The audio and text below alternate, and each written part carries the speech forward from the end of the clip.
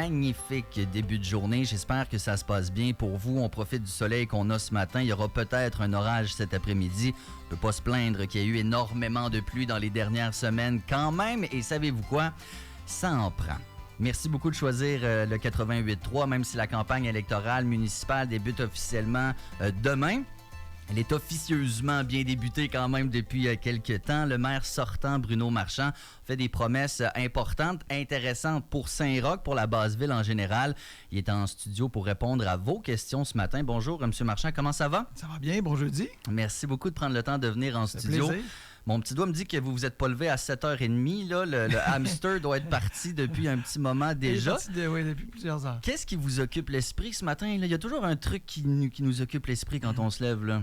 En fait, une campagne, c'est compliqué parce que ça a l'air court dans la vie des gens. Le 2 novembre, c'est fini.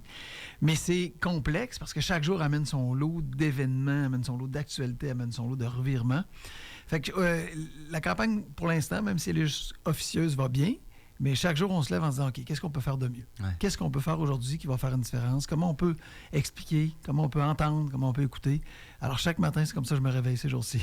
Eh bien, Monsieur le maire, c'est un plaisir de vous avoir. Et pour répondre aux questions des auditrices et des auditeurs de CKIA, vous savez, on est une radio communautaire. C'est par nous, pour nous. C'est pourquoi ce ne seront pas mes questions ce matin, mais bien les questions des gens qui sont à l'écoute. La première nous vient de Marlène Bordelot, semble un peu de base quand on parle de ce fameux plan de revitalisation de Saint-Roch. Bon, le 100 millions sur 3 ans, ça fait jaser déjà beaucoup. La question peut sembler simple. C'est pas sur 3 ans, mais on pourra en reparler. Non, oui, c'est ça. Ouais. On mettra des petits bémols par après, mais sur ces gros investissements-là, le chiffre de 100 millions, lui, il a été dit. Oui, absolument. Il vient de où, ce 100 millions-là? Je veux dire, il vient du coffre public, on s'entend, mais mettons, il y a 2 semaines, il était où? On le prend où, ce 100 millions-là? Là? Alors, le 100 millions total, il est sur 15 ans. Pourquoi? Parce qu'une partie de la part du lion de ça, c'est la rénovation de 5 places. Place Jean-Paul Lallier, du parc, la Marina Saint-Roch, l'îlot Fleury. On a des lieux dans Saint-Roch magnifiques qui méritent d'être revampés. On a eu des discussions sur Jean-Paul Lallier cet été. On voit l'état de la Marina Saint-Roch. Alors, on a un travail à faire sur 15 ans pour faire en sorte... Prenons la Marina Saint-Roch. Il va falloir se faire des plans, mais il va falloir décontaminer. Il y a eu des articles dernièrement pour parler de la contamination des sols à cet endroit-là. Il y en a pour beaucoup de sous à décontaminer, à créer quelque chose, à créer un lieu intéressant pour les gens du quartier et d'ailleurs. Donc, ces 5 endroits-là, ça va être une partie de la part du lion et c'est pour ça que c'est sur 15 ans. Pour le reste, c'est sur 3 ans. Donc, c'est un plan 0-3 ans pour venir faire quoi? Venir répondre à des enjeux de sécurité. Les gens nous parlent de sécurité. Comment on fait pour assurer qu'il y ait plus de sécurité? Bien, dans les choix qu'on a faits, on a rajouté une équipe multi de notre service de police pour qu'elle soit en patrouille dans le secteur et qu'elle puisse s'assurer que tout le monde puisse être confortable ici, n'ait pas une perception d'insécurité. La question de la luminosité. Les gens nous disent, dans Saint-Roch, il y a des zones sombres, on aimerait ça que ça soit éclairé, on va le faire. Les gens nous disent, ça prend plus de logements. Saint-Roch a été bâti dans les dernières décennies sur les entreprises. Hein. On sait, entre autres, le jeu vidéo, pour lequel on a attiré ici avec des crédits d'impôt beaucoup d'entreprises. La pandémie a fait en sorte que ces travailleurs-là viennent moins au bureau qu'ils venaient. Et on n'a pas assez de logements pour créer cette dynamique, cette effervescence, cette mixité. Alors, présentement, il se construit 1800 logements. Alors là-dedans, il y a du logement social et abordable, mais là aussi, on a des coûts à la ville. Fait que c'est la somme de tout ce qu'on va faire, principalement sur 0-3 ans pour les actions directes, le soutien aux commerçants, l'enlèvement des graffitis, les événements. On a parlé cette semaine d'Aura, on a parlé de Saint-Roch XP il y a 2 semaines. Tous ces événements-là qui ajoutent de l'effervescence au quartier, mais c'est des sommes aussi qu'on met. Il y a des sommes directes en itinérance. Et le reste, c'est l'infrastructure. De la Ville de Québec, principalement. OK. Donc, c'est pas du nouvel argent qui arrive de quelque part. C'est juste on l'enlève-tu ailleurs pour le mettre là? On le priorise. Quand on décide, la Ville a énormément de places publiques. Quand on décide qu'il faut, d'ici 15 ans, faire les places que je vous ai nommées, bien, ça veut dire que c'est des choix qu'on fait de prioriser ça. On ne fera pas juste ces places-là dans toute la ville, mais quand on fait un choix, choisir, c'est renoncer, mais on pense qu'on est dû pour faire ça. On a maintenant une question de François G. Couillard qui dit que le budget du service de police de la Ville de Québec a été augmenté à des niveaux historiques. Donc, sa question, c'est est-ce que l'augmentation du budget coïncide avec une baisse de la criminalité? Est-ce qu'il y a une reddition de compte qui est demandée au SPVQ après on augmente ton budget, en échange, je veux des résultats? Exactement. Alors, on ne peut pas dire présentement qu'il y a une baisse de la criminalité. On se rappelle qu'on a augmenté le budget, oui, puis on a augmenté les effectifs effectifs. On a ajouté 50 policiers en 2025, puis on va en ajouter 50 en 2026. Pour faire quoi? Pour travailler les enquêtes, travailler la question des gangs criminalisés, augmenter l'équipe multi, j'en ai parlé tantôt. Après ça, on va évidemment suivre les indicateurs. Est-ce que nos enquêtes sont plus rapides? Est-ce qu'il y a moins de crimes? Est-ce qu'on jugule la question du crime organisé qui prenait de l'expansion? Alors, ce sont une série d'indicateurs qu'on va mesurer en lien avec le plan du service de police et du directeur pour voir est-ce que les sommes investies donnent les résultats souhaités. Les résultats sur le terrain peuvent sembler très concrets pour les gens du quartier quand ça touche leurs biens personnels. Et on fait un peu de pouce sur la question de Yoann Bélanger qui parle des vols de vélos, de poussettes également.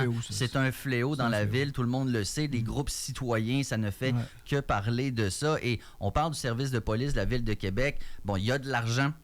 Est-ce qu'il pourrait avoir plus de ressources? Ça, c'est une chose, mais ce qu'on entend, c'est qu'il y a des gens qui se disent « Je vais-tu vraiment rester dans le quartier? » Il y en a qui sont rendus à ce point-là. Est-ce que c'est juste mettre plus d'argent au SPVQ qui va régler le problème? Non, parce que quand on parle des vols, là, des petits vols, puis je comprends que pour la personne qui se fait voler son vélo, c'est pas petit, là, c'est pas ça que je veux dire. La poussette, c'est chiant. Non, mais perdre n'importe quoi, que ça ait une valeur de 50$ ou 200$, de te faire voler ça dans ta cour, même si ton vélo est vieux, même si peu importe ta poussette, c'est pas le fun, c'est pas intéressant, ça devrait pas arriver.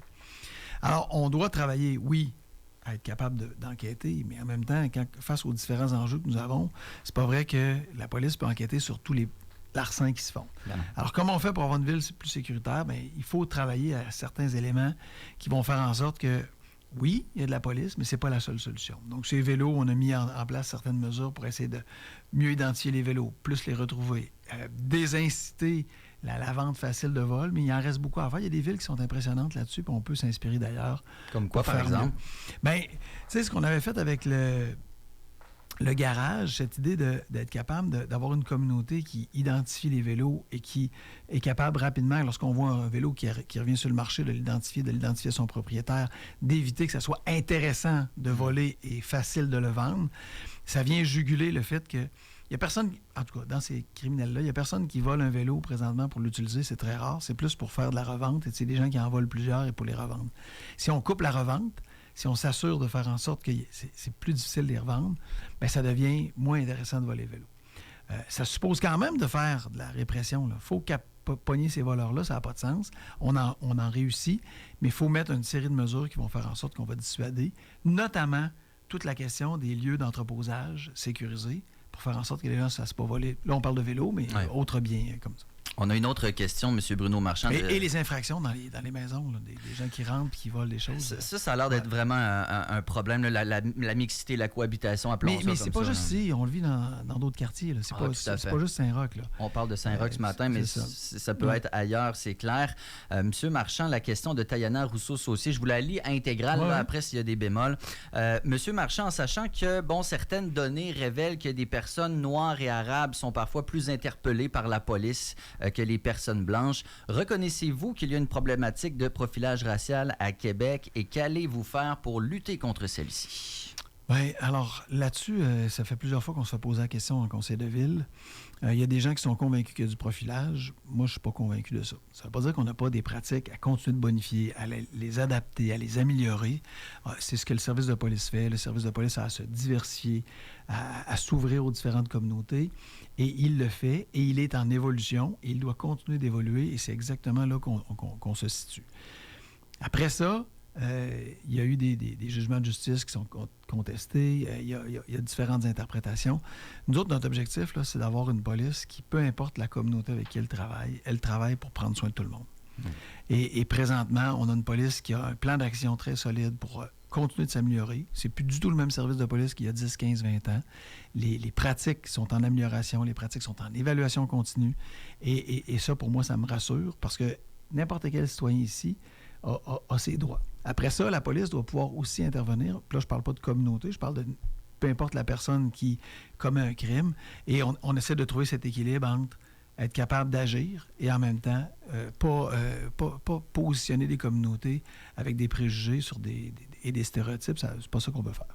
Monsieur Bruno Marchand, maire sortant, la prochaine question nous vient de Daniel Gay. La plage de la baie de Beauport est un legs du gouvernement fédéral à l'occasion du 400e. La volonté était alors de créer un accès public au fleuve, accessible, gratuit pour tout le monde, malgré le fait que la ville contribue financièrement pour animer les lieux. Le gestionnaire du site charge 2 piastres par piéton ou cycliste pour y accéder. Cette plage devrait être accessible gratuitement. Si M. Marchand est élu, la Ville va-t-elle renégocier l'entente Ville-Port-Gestève pour en faire un véritable accès public au lieu d'un club privé? Ouais, Salut Daniel. Je dirais pas que c'est un club privé, là. Je pense qu'on a fait beaucoup de travail pour faire en sorte de rendre accessible ce qui ne l'était pas. Il y a effectivement des enjeux d'accès, des enjeux d'espace, des enjeux, on l'a vu dernièrement avec la question de la salubrité de l'eau pour que les gens puissent s'y baigner. L'objectif, c'est que les gens y accèdent. C'est pour ça qu'on le fait. Alors, après ça, c'est quoi les meilleures façons? Moi, je pense qu'on a travaillé sur plusieurs aspects. Oui, il y aura renégociation de l'entente lorsqu'elle viendra à échéance. Et il n'y a personne ici là, qui souhaite que les gens ne puissent pas y accéder. Maintenant, comment on fait ça pour rendre ça plus facile? L'arrivée de la promenade Samuel de Champlain, phase 4, devrait nous aider à travailler l'accès. On l'espère. Le port est super bon joueur là-dedans pour nous aider à ouvrir l'espace. Comment on fait maintenant en fonction de ce que les gens nous disent, pour améliorer les choses? C'est pas juste le prix, là. Il y a le prix qui me semble pas une fortune. Pour des gens, ça peut être peut-être plus élevé que pour d'autres, dépendamment de nos revenus. Mais notre travail, c'est de dire comment on fait pour avoir un lieu là qui est accessible, facile d'accès et que les gens peuvent aller. Bruno Marchand, c'est une question d'Étienne Ferron-Forget cette fois, qui dit « Avec tout ce bruit qui se passe pendant une campagne, comment arriver à revenir aux vraies affaires plutôt qu'à la joute politique, alors que c'est beaucoup ce sur quoi insistent les médias? » Oui, c'est une bonne question. Non, c'est notre faute. C'est ça. Les merdias. Non. Oh, non. Non, on a à Québec, puis je sais que tu le fais à la blague, là, mais on a à Québec d'excellents médias. On a d'excellentes actrices et acteurs des médias qui ont leur couleur, là. Qui ont leur couleur, puis c'est parfait. Ça en prend. Oui, ça en prend. Mais on a une faune, puis je dis ça positivement, médiatique, qui est riche. Il y a des villes qui ne sont pas couvertes par des médias. Il y a des villes qui n'ont pas leurs propres médias, à part des fois un journal local et encore. Nous, on a la chance d'avoir plusieurs médias, autant télé, écrit, radio. On est chanceux. Alors, oui, c'est sûr que la joute intéresse beaucoup. Je pense que les idées finissent par prendre leur place. On discutait de notre plan Saint-Roch, on discutera de d'autres idées. Mais comme dans n'importe quelle campagne, les gens aussi s'intéressent à la joute pour voir quelle est la solidité des gens, comment ils répondent, à quel niveau ils sont capables de s'élever ou pas, sur quoi ils concentrent leurs priorités. Je pense que ça fait partie d'un tout que les gens regardent avant de voter. Je pense que si c'est trop axé sur la joute, je pense que l'auditeur a raison, on en perd le fil. En même temps, on est capable de s'informer. Les sites Internet des partis vont proposer leurs engagements, ils vont proposer les CV et leurs équipes. Moi, je suis très fier de mon équipe. Les gens peuvent aller voir autant dans Saint-Roch, Hélène Lepage, qui est une femme extraordinaire, qui vit dans Saint-Sauveur, qui est ici, qui est une mère de famille, qui est engagée, puis qui le fait pour les bonnes raisons. Mais les gens peuvent aller voir les CV des autres, de Marjorie et de d'autres, puis dire, OK, qui est mon meilleur ou ma meilleure représentante pour le quartier? Parce que c'est pas vrai que tous les représentants sont égaux. Puis quand je dis ça, ça veut pas dire que les gens arrivent avec des mauvaises intentions, là, loin de là. Je pense que les gens qui s'engagent en politique le font pour les bonnes raisons, peu importe le parti. Que ce soit Respect citoyen, Leadership Québec, Transition Québec, Québec d'abord ou Québec fort et fier, le mien. Je pense qu'on recrute des gens qui aiment leur ville, en tout cas je l'espère, puis moi c'est ça que je me suis assuré, et qui veulent s'engager avec abnégation, pas pour leur bien-être, mais pour le bien-être de leurs concitoyens. Et ça fait une différence après au conseil de ville quand on a des élus qui sont prêts à se battre, qui sont prêts à défendre, qui écoutent leurs citoyens, qui sont sur le terrain. Et c'est pas vrai que tous les élus sont égaux là-dessus. Puis moi, c'est ce que je demande à mes élus. C'est d'être là, c'est d'être présent, c'est de connaître le territoire. Comme dans le cas d'Hélène Lepage, c'est d'habiter dans le quartier. C'est d'y vivre, puis c'est d'y croire, puis c'est d'être prêt à s'engager, puis c'est de faire face au monde quand tu fais ton épicerie, c'est de faire face au monde quand tu vas chez la coiffeuse ou chez le coiffeur, quand tu vas t'acheter un bien, quand tu vas dans un bar, quand tu vas dans un restaurant. C'est d'être capable de regarder dans les yeux, puis d'entendre ce qui va pas. Et les gens, les autres partis prêcheront pour leurs propres candidats ou candidates, mais on a une équipe jeune, on redonne la ville aux jeunes. Hélénie est une femme jeune, et j'y crois profondément qu'on a besoin, au pouvoir de quelqu'un qui est au pouvoir dans Saint-Roch-Saint-Sauveur pour amener les vraies préoccupations des gens et qu'on les améliore, d'autant plus qu'on a beaucoup à faire compte tenu de ce qui s'est passé depuis la pandémie. Bruno Marchand, la campagne sera officiellement lancée demain. On parlera beaucoup du municipal, mais comme ville, on fait partie du Canada, de l'Amérique du Nord et de la planète. Ouais. Et ma dernière question vient de Arwa El Orani. Elle dit, Monsieur le maire, dernièrement, vous avez souvent répété que la ville n'a pas de rôle à jouer par rapport aux crimes commis en Palestine. Êtes-vous prêt à prendre l'engagement, comme l'ont fait la ville de Burnaby en Colombie-Britannique et d'autres villes, là, à n'accorder aucune reconnaissance au régime d'apartheid israélien, qualifié par la Cour internationale de justice, à ne pas soutenir et à ne pas investir dans les entreprises ou les institutions qui participent à l'économie d'Israël? Oui, on n'accorde pas de soutien. On n'accorde pas de soutien à Israël. Ce qui se passe présentement en Palestine, c'est d'une horreur sans nom. C'est un drame humain. Et ça fait... Il y a des gens qui sont venus au conseil nous poser la question. La Ville de Québec, son mandat là, à l'international, il est pas très mince. Là, il est presque inexistant. Notre mandat, il est avec des villes. Alors oui, on a des relations avec Bordeaux, on a des relations avec d'autres villes dans le monde. Je suis président des villes patrimoniales. On travaille à faire en sorte que les villes construisent un vivre-ensemble extraordinaire. Et c'est ça sur quoi on s'attarde. Ça ne nous empêche pas d'avoir un cœur, ça ne nous empêche pas de voir ce qui se passe à Gaza, de ce qui se passe en Palestine, en Ukraine, puis de se dire, c'est inhumain, ça n'a pas de sens, puis le droit international est bafoué. Parfait, on est tous d'accord. Les actions de la ville que les gens voudraient qu'on prenne n'auront pas d'impact. Alors, je suis pas en train de dire... La grippe est pour municipal. On n'a pas ce pouvoir-là. Et quand les gens nous accusent d'être complices d'un génocide, parce que c'est ça les mots qui sont utilisés, je vois pas en quoi ça nous aide. Je vois pas en quoi ça nous rapproche d'être plus solidaires les uns des autres, de prendre soin des proches, des gens qui ont quelqu'un à Gaza, de quelqu'un qui sont très préoccupés. Je vois pas en quoi, quand on nous accuse d'être complices d'un génocide, alors que, présentement, là, nous, on prend pas position, on se dit pas, c'est normal ce qui se passe là, ou on s'en lave les mains. On fait juste dire que notre travail est avec nos citoyens ici, de créer un vivre ensemble où les gens peuvent vivre, peuvent s'épanouir, peuvent réaliser leurs rêves, qu'ils soient palestiniens, israéliens, qu'ils soient ukrainiens, qu'ils soient russes, qu'ils soient vietnamiens, qu'ils soient québécois, parce qu'ils sont tous québécois au final, là, à mes yeux, là, mais qu'ils soient québécois de souche, le vieux terme qui est pas bon. Là, mais qui vieillit mal, hein? Non, mais c'est ça qui vieillit mal, mais ce que je veux dire, c'est dans la perception populaire, que la personne soit née ici ou pas, pour moi, elle est citoyenne de Québec, elle fait partie de ce territoire-là, elle est une citoyenne à part entière, et en ce sens-là, c'est avec elle que j'ai envie de construire, c'est sa richesse, sa différence qui nous amène quelque chose d'extraordinaire puis qui fait un métissage ici. Et c'est là-dessus que la Ville doit se concentrer. On voudrait forcer la Ville à prendre position sur un conflit international qui est complètement inhumain, je le répète, et en même temps, je vois pas en quoi on va changer les choses alors que notre pouvoir, il est ici pour dire...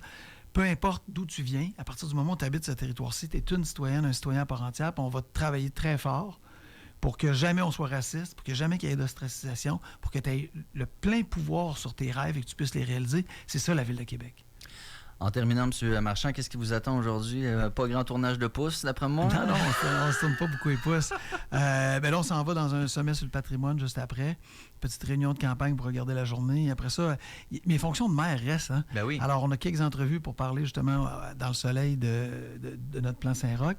Mais après, je rencontre un représentant de la région d'Hambourg en Allemagne, là, ce qui est un peu l'équivalent du premier ministre du Québec, donc il vient à l'hôtel de ville. Sur l'heure du dîner, la communauté métropolitaine de Québec que je préside, le comité exécutif, le conseil. Et ça défile comme ça jusqu'à ce soir, 10h, 11h. Ce soir, c'est presque le début là, de la pause des pancartes. Fait que nos candidats vont être sur le terrain tard ce soir pour... ça va apparaître, ça apparaît. On va commencer à voir ça demain matin à votre réveil. On va se réveiller. C'est surprise, il y a une campagne électorale. Mais on a nos 21 candidats. Ils sont en feu. J'étais avec eux autres hier soir. Ils me communiquent les préoccupations des gens, ce que les gens disent. On a une belle ville à Québec. Moi, j'y crois profondément. Il y a encore beaucoup à faire. Là. Il y a encore beaucoup à faire. Mais quand on se compare avec d'autres, on est chanceux. Maintenant, prenons cette aire d'aller qui est le nôtre, là, puis travaillons nos grands défis. Je pense qu'on peut faire encore de quoi qui est encore plus lumineux.